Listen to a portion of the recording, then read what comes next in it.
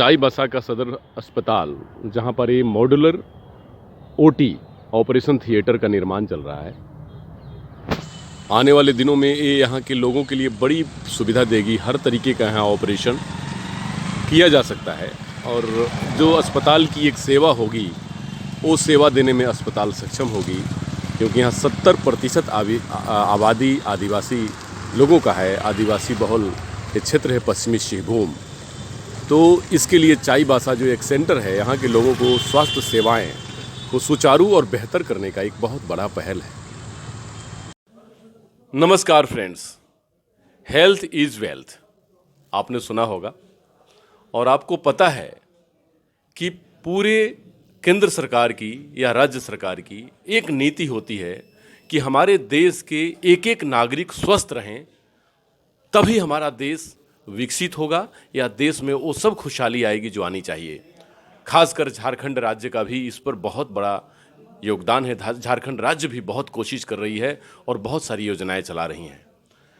आज मैं चाईबासा में हूँ और मैं यहाँ सीएस जुझार मांझी, जो यहाँ के कर्ता धर्ता हैं और बेहतर एक डॉक्टर हैं, डॉक्टर जुझार मांझी, उन्होंने बेहतर सेवा दी है। इससे पहले वो पूर्वी सिंहभूम में थे और अभी ये चाईबासा में हैं और ये बेहतर तरीके से इस एरिया में स्वास्थ्य के कई एक योजनाओं पे काम कर रहे हैं। तो मैं सर से जानना चाहूँगा कि डॉक्टर साहब ये बताएं कि आपके इस एरिया में, क्योंकि आप सिविल सर्जन हैं इस क्षेत्र के, तो कौन सी योजनाओं पे आप फोकस कर रहे हैं जो आपके लिए अभी ऑन गोइंग है? नमस्कार। मैं डॉक्टर मांझी, सिविल सर्जन पश्चिमी सिंहभूम। और ये जो जिला है पश्चिमी सिंहभूम, ये सभी को ज्ञात होगा, झारखंड का सबसे बड़ा जिला है।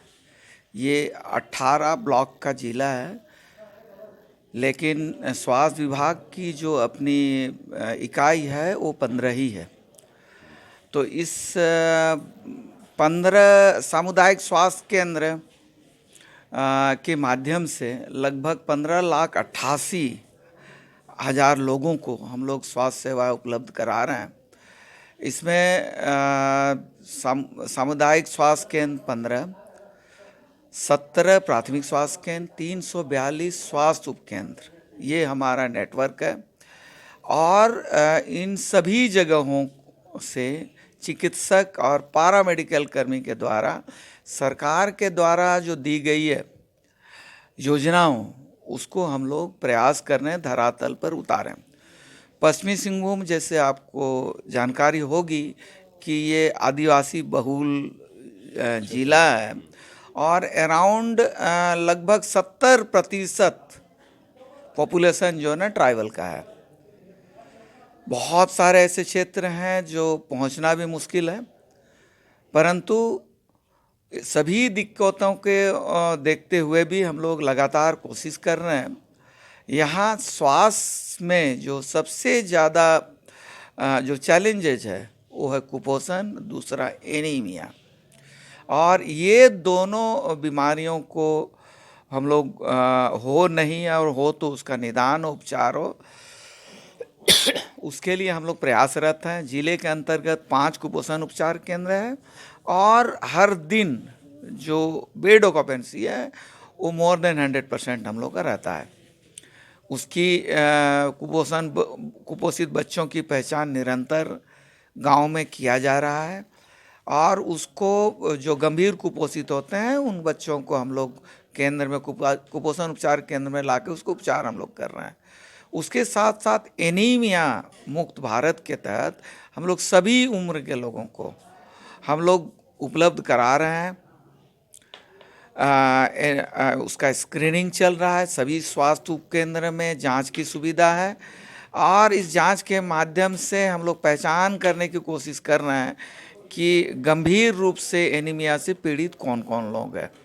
सरकार के द्वारा उम्र के अनुसार छोटे बच्चों के लिए आयरन सिरप, उससे बड़े बच्चों के लिए आयरन पिंक 5 से 10 साल के लिए, 10 से 19 साल के लिए आयरन ब्लू, और एडल्ट और गर्भवती महिलाओं के लिए आयरन रेड, जो अच्छी खासी संख्या में हम लोग को उपलब्ध कराया गया है, जो सभी को हम लोग प्रोफाइलैक्टिक डोजेज दे सकते हैं। जो एनीमिक है उनके लिए अलग से प्रावधान हम लोग ने किया है। जो चिन्हित किए जा रहे हैं, जो लेस देन 7 ग्राम है, जो गंभीर रूप से सीवियर एनीमिया जिसको हमको कहते हैं, वैसे लोगों को, वैसे बच्चों को हम लोग चिन्हित करके उनको उपचार कर रहे हैं। और अब तक बहुत अच्छी कामयाबी मिली है। उपायुक्त सर के मार्गदर्शन पे, उनके सहयोग से सभी विद्यालय, जो आवासीय विद्यालय हैं, उनको स्पेशल ड्राइव हम लोग ने किया 2 दिन का, और जिसमें 211 बच्चे ऐसे निकले जो सीवियर एनीमिया, जो लेस देन 7 ग्राम हीमोग्लोबिन था, उनको 1 महीने के बाद हम लोग ने फिर दोबारा जांच किया। उसमें लगभग 50% रिडक्शन आया, जो उससे मुक्त हो गए। वैसे ही ये दूसरी महीना है, हमको लगता है अगला 5-7 दिन में उसकी रिपोर्ट फिर आएगी। तो उम्मीद कर रहे हैं ये 211 को 3 महीने के अंदर उसको एनीमिया मुक्त कर लेंगे। ये स्कूली बच्चों के लिए है। गर्भवती महिलाओं की जहाँ तक बात है, उनका निरंतर जांच हो रहा है। ऑन एन एवरेज हर प्रखंड से 4-5 गर्भवती महिलाएं जो गंभीर रूप से एनीमिया के जो पीड़ित हैं, उनको चिन्हित होता है, उनको आयरन सुक्रोज या बीटी दिया जाता है। इस कार्यक्रम के माध्यम से NHM की जो मूल मंत्र है, उसमें मातृ मृत्यु और शिशु मृत्यु को घटाना हम लोग प्रयासरत हैं। आने वाला दिन मुझे पूरा विश्वास है, DC सर के नेतृत्व में जो स्वास्थ्य विभाग काम कर रही है, हम लोग बहुत कामयाबी मिलेगी। उसके साथ साथ एक और बड़ी जो दिक्कत है इस ज़िले में, वो है मलेरिया की। आपको पता है लगभग 50% से ऊपर ये जंगल से आच्छादित है। ये ऐसा ज़िला है। और जो गांव के लोग हैं, मलेरिया से बहुत ज़्यादा यहाँ पीड़ित होते हैं। कुछ ऐसे ब्लॉक है जो बहुत ज़्यादा मलेरिया से पीड़ित है, जैसे गोइलकेरा, बड़ा जामदा, टोंटो, चकतरपुर का भी कुछ एरिया। उसमें हम लोग ने प्लान बनाया है और मैं इम्प्लीमेंट करा रहा हूँ। कोई भी गांव में, जैसे किसी प्रखंड का डाटा जब आता है ज़िले में संख्या के तौर पर कि इतने लोग पॉजिटिव हुए, फिर हम लोग डाउन द लाइन खोजते हैं कौन स्वास्थ्य उपकेंद्र क्षेत्र है, कौन गांव है, और उस गांव में लगातार 10 दिन तक टीम बना के लोगों को भेजा जा रहा है। और भेज के लगातार 10 दिन तक जो जांच हो रहा है, उसके बाद उसको 21 दिन तक फॉलो करना है, ताकि एक भी रोगी वहाँ नहीं मिले और मलेरिया का जो प्रसार है वो रुक जाए और रोगी की कमी आए। ये हम लोगों की स्ट्रेटेजी है, इसको हम लोग इम्प्लीमेंट कर रहे हैं। उम्मीद है इसी स्ट्रेटेजी के तहत आने वाला दिन पश्चिमी सिंहभूम में भी मलेरिया रोगी घटेंगे। ये हम लोगों का उम्मीद है और भरोसा भी है। जी, थैंक यू। सर एक चीज़ और है डॉक्टर साहब कि WHO से संबंधित WHO कौन कौन सी योजनाओं में आप लोगों के साथ काम कर रही है? WHO जो यहाँ है हमारे ज़िले में भी, वो मूल रूप से रूटीन इम्यूनाइजेशन, नियमित टीकाकरण में, उसके साथ साथ वो सहयोग करती है। जैसे पल्स पोलियो हुआ, तो ये मूल रूप से ये 2 ही ऐसे जगह है जहाँ WHO का सपोर्ट हम लोगों को मिलता है। और हर जगह जो सर्विलांस पार्ट है पोलियो के लिए, वो WHO के ओर से होता है। निगरानी जो है वो नियमित रूप से वो हो रहा है। सर एक चीज़ और कि कुछ ऐसी चीज़ें हैं कि जो बहुत तेज़ी से, क्योंकि मलेरिया के बारे में तो आपने बढ़िया कामयाबी हासिल की है, खास करके जो आप बोले कि लोगों में कुपोषण जो है उसको, तो एनीमिक पेशेंट के ऊपर तो चैलेंजिंग जॉब आपने किया है। सर यहाँ पे डेंगी और फलेरिया, ये सब संबंधित भी केस कभी कभी बीच में सामने आते हैं आप लोगों के सामने, वो भी एक बड़ा चैलेंज होता है। तो क्या उसके ऊपर भी TB, ट्यूबरकुलोसिस, क्योंकि कई एक जगह ड्राइव चलाए जा रहे हैं पूरे राज्य सरकार में कि ट्यूबरकुलोसिस, डेंगी, मलेरिया जो आप काम कर ही रहे हैं, फलेरिया, तो उन सब के ऊपर भी कुछ योजना है क्या? TB मुक्त भारत बनाने का प्रधानमंत्री का एक सपना है, तो उसमें क्या? मैं बता दूं, जो NTP कार्यक्रम है नेशनल ना, जो 9 इंडिकेटर्स है प्रगति पोर्टल में, जिस पर समीक्षा होती है। इवन नीति आयोग के जो इंडिकेटर्स है उसमें भी 2 है, एक नोटिफिकेशन, दूसरा सक्सेस रेट। हमारे जिले में नोटिफिकेशंस हम लोग 100% से ऊपर कर रहे हैं। सक्सेस रेट में थोड़ी कमी है, मॉनिटरिंग होने के बाद उसमें भी सुधार आया है। उम्मीद है हम लोग उसमें भी स्ट्रैटेजी अपनी बना के हम लोग जारी रखे हुए हैं।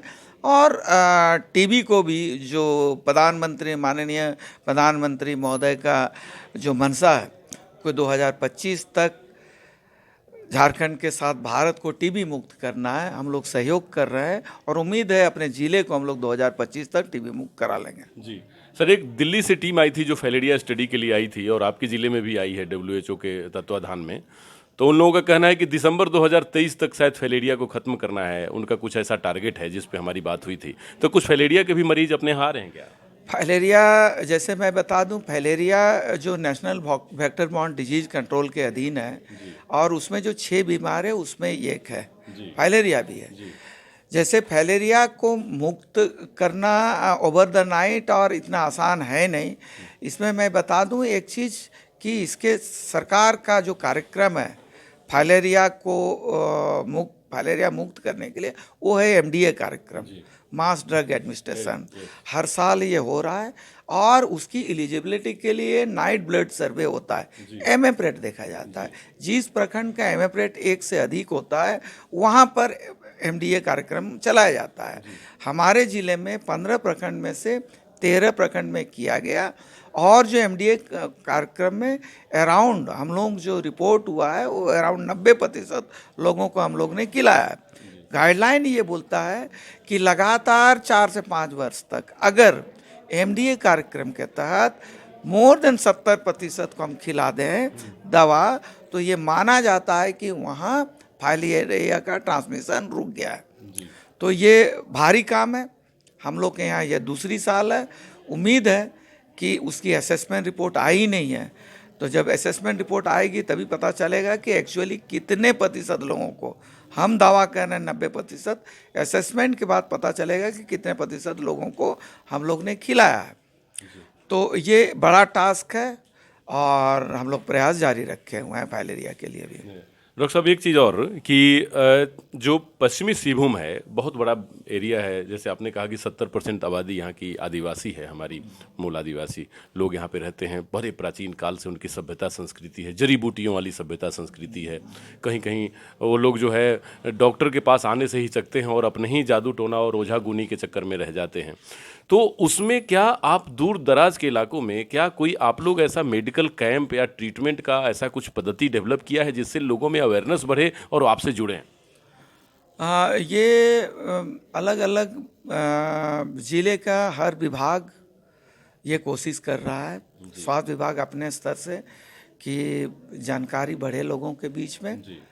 ये सही बात है, मुझे भी सूचना कभी कभी मिलता है कि कुछ प्रखंडों में जो बहुत ही सुदूरवर्ती है वहाँ पर अभी भी लोग जो है ना झाड़ फूंक लोग कराते हैं।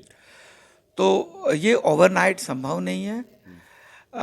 NGO भी बहुत सारे हम लोग के साथ जो जुड़े हैं उन लोग भी प्रयास हैं इसमें कि सरकार हर गांव हर व्यक्ति तक पहुँचे और सबको जागरूकता के लिए कदम बढ़ाए, सब तक बात पहुँचे कि झाड़ फूंक से कोई बीमारी का उपचार या निदान संभव नहीं है।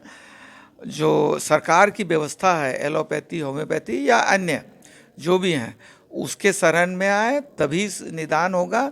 लेकिन पहले से भी अवेयरनेस कार्यक्रम चल रहा है, अभी भी चल रहा है, आने वाला दिन भी चलेगा। हालांकि ये बहुत टाइम टेकिंग है, क्योंकि बहुत सारे चीज़ों पर डिपेंडेंट है।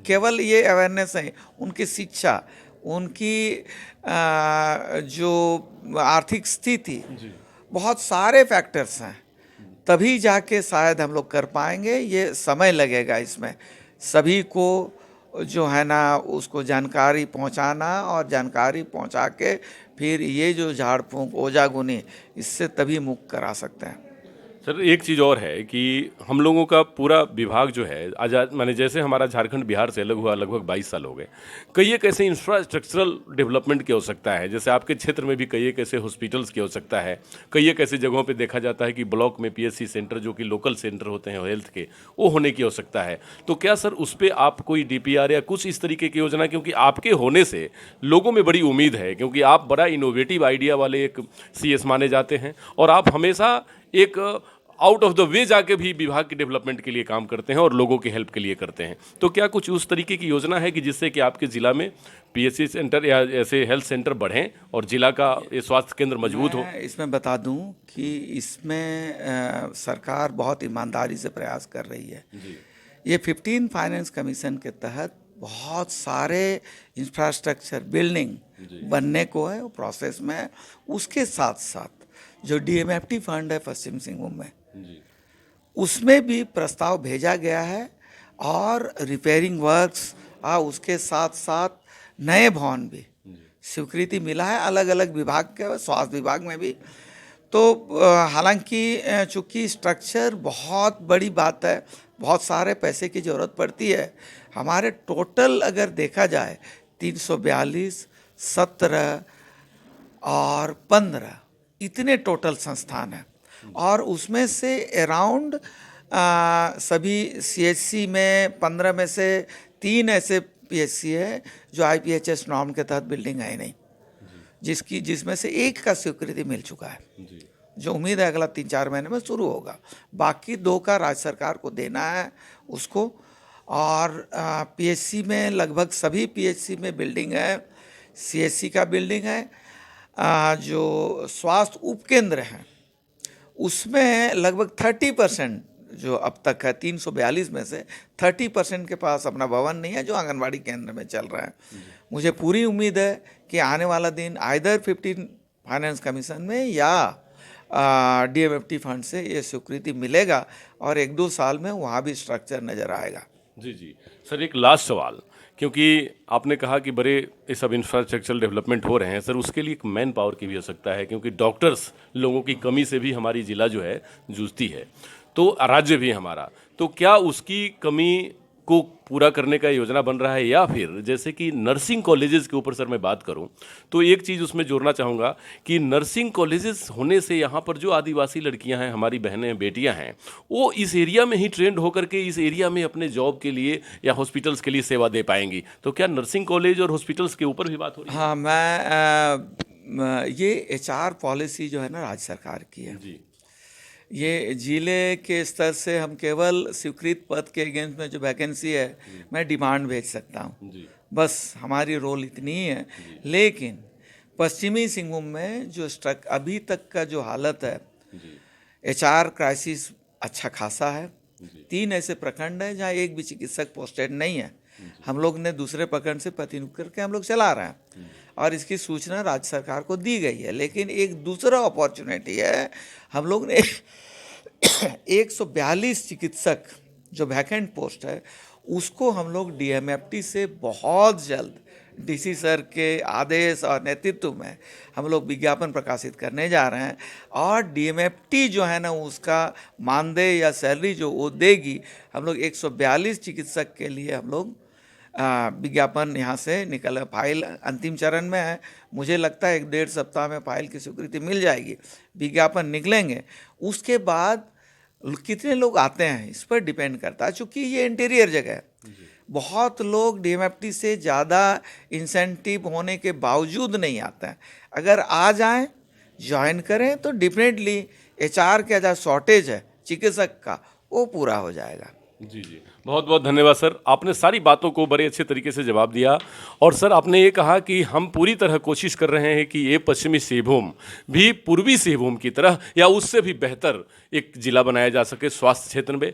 आपको पता है कि स्वास्थ्य पे ध्यान रखना सरकार की पहली प्राथमिकता होती है, क्योंकि इस स्वास्थ्य से जुड़े हुए हमारे वो लोग होते हैं कि जो बिल्कुल पॉवर्टी लाइन से नीचे होते हैं या लोअर मिडिल क्लास के लोग होते हैं, जिनको सरकार के सहयोग और सपोर्ट की आवश्यकता होती है। तो सरकार को बहुत ध्यान रखने की जरूरत है, बहुत इस क्षेत्र में अभी काम करने की जरूरत है। और डॉक्टर साहब ने जैसे बताया कि ऐसे ऐसे अधिकारी अगर हों और इस तरीके से काम करें तो सरकार मिलकर इनके साथ एक बहुत बड़ी योजना पे कामयाबी हासिल कर सकती है और हमारे राज्य के लोगों को बेसिक सुविधा जो स्वास्थ्य सुविधा है वो मुहैया हो सकता है। नमस्कार, डॉक्टर अनु शर्मा की तरफ से।